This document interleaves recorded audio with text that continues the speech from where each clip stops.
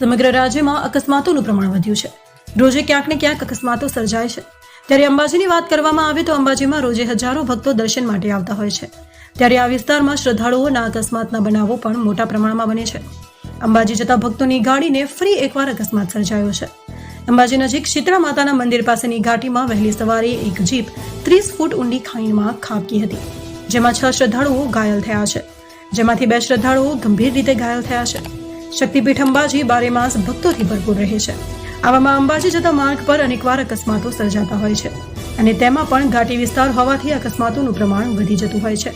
ત્યારે બુધવારે રાત્રે એક તુફાન જીપના ચાલકે કાબુ ગુમાવતા અકસ્માત થયો હતો.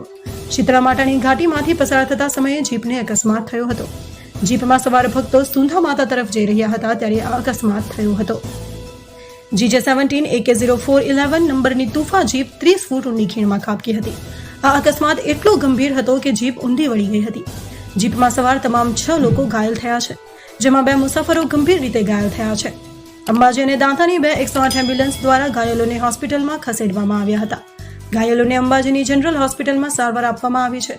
આ ભક્તો હાલોલના રહેવાસી હોવાનું પ્રાથમિક તપાસમાં સામે આવ્યું છે.